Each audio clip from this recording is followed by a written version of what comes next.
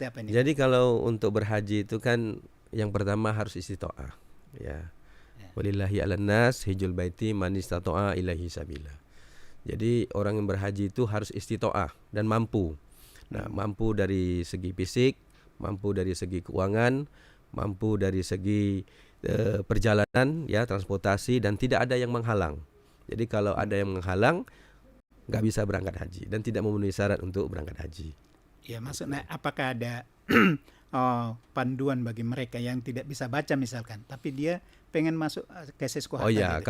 kalau nggak bisa baca, selagi dia istilahnya apa, masih gimana ya, masih kita anggap dia belum pikun ya, atau dia apa, selagi dia istitoah, insya Allah bisa berangkat. Bisa berangkat Ya, dan ya. itu ada panduan ya, Ya, bagi mereka ya. ya. Pak, kira-kira di Kepri sendiri dari daerah mana sih Pak yang lebih banyak ini? Nah, untuk Kepri itu yang paling terbanyak jemaahnya ada di Batam. Batam. Ya, di Batam itu jemaahnya kuotanya 636 jemaah. Bisa disampaikan untuk Pak, di Batam, Ya.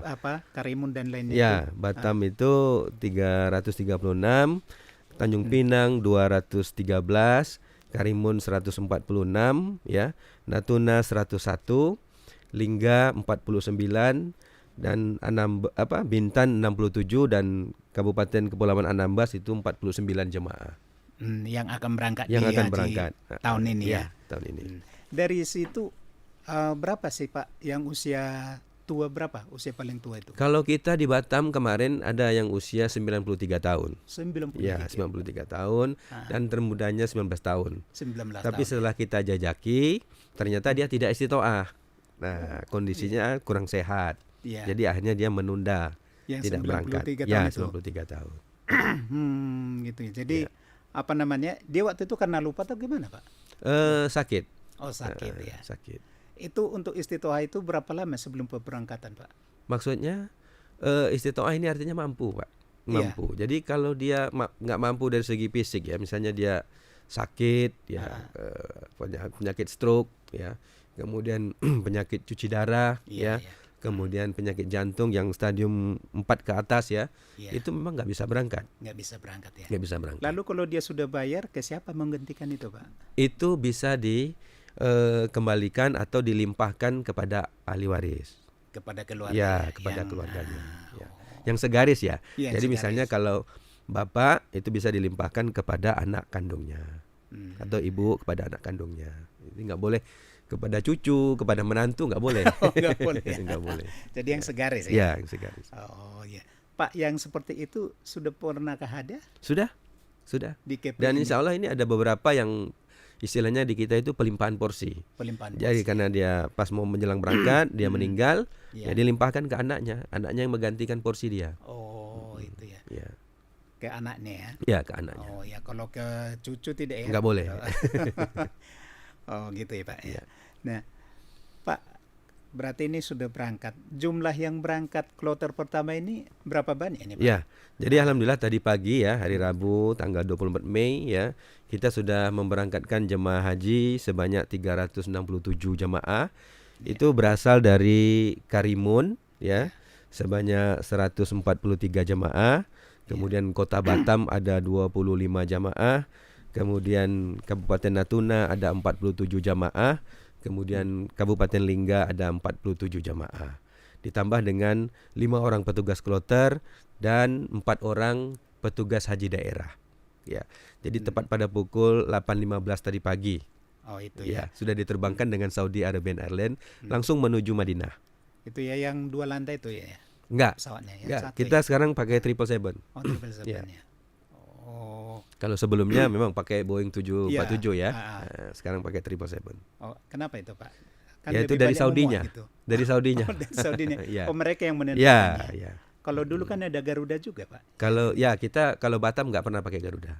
Kita dari awal dulu pemberangkatan jamaah memang tetap menggunakan Saudi. Tapi pernah bersandar sini dulu Pak. Itu transit. Oh, Transit saja. Itu jamaah dari Solo, Iya. transit ke Batam, isi bahan bakarnya di Batam. Oh, iya Pak. Pak, misalkan mereka ini berangkat ke sana. Apa kira-kira yang mereka persiapkan? Setidaknya kan di sana kan ribuan bahkan jutaan Pak Ya. orang. Jangan sampai istilahnya mereka nanti keliru entah kemana memutar mencarinya gitu Ya. kan. Apa tanda-tanda khusus yang Ya. dibuat itu Pak? Yang pertama, seseorang itu mau berangkat haji adalah bulatkan niatnya dulu, ya. Niat untuk melaksanakan ibadah. Jadi kalau masih setengah-setengah niatnya, itu susah nanti dia di sana untuk melaksanakan ibadah, kan gitu. Dan penuh keraguan-raguan, ya. Jadi kalau sudah mantap niatnya, sudah bulat niatnya, insya Allah dia akan bisa melaksanakan haji dengan baik. Yang kedua adalah persiapan dari segi fisik, kesehatan mental, jasmani, rohani. Itu dia harus siap. Kemudian yang ketiga, dia juga harus mendapatkan ilmu manasik. Jadi manasik tentang bagaimana tata cara pelaksanaan ibadah haji yang diajarkan oleh Nabi. Itu ya. Nah, kemudian yang berikutnya adalah mengikuti aturan-aturan yang berlaku selama dia melaksanakan ibadah haji di Arab Saudi. Karena pelaksanaan ini ada di negara lain, tentu kita harus mengikuti aturan-aturan yang berlaku di negara di sana. Ya. Oh iya Pak. Pak, kan ada mungkin dia karena saking ininya semangat dia, tetapi seperti yang Bapak bilang tadi harus sehat secara fisik, secara rohani dan lainnya. Kalau dia pakai kursi roda gimana Pak? Nah, tahun ini ya kita punya tema pelaksanaan ibadah haji yaitu berkeadilan dan ramah lansia. Ya, karena Pak Menteri melihat bahwa tahun ini jamaah haji dengan usia lanjut cukup banyak sekali. Ini akibat dampak dari 2 tahun kemarin kita tidak memberangkatkan haji.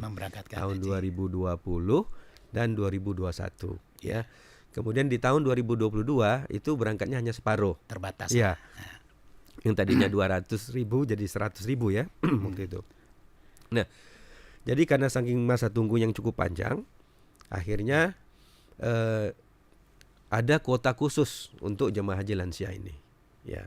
Dengan adanya jemaah haji lansia ini tanpa didampingi oleh pendamping, nah otomatis petugas harus ekstra ya melaksanakan tugas dan mendampingi jemaah haji yang lansia ini. Jadi hampir rata-rata tadi kita lihat di kloter pertama itu hampir lebih dari 10 orang yang menggunakan kursi roda. Ya, insya Allah terangkut semua. Terangkut semua ya. Walaupun dia nggak bisa jalan, tapi akal dan pikirannya masih sehat, masih sempurna. Insya Allah dia masih kita anggap istiqomah dan untuk bisa melaksanakan ibadah haji.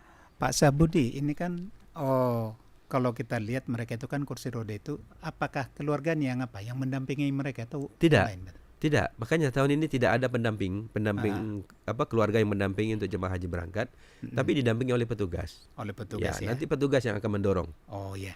Nah, ini kalau kita lihat dengan mereka ini dengan semangatnya, mungkin seperti apa mereka di sana menjalankan ibadah haji ini, karena ada beberapa tahapan-tahapan di sana ya Pak ya.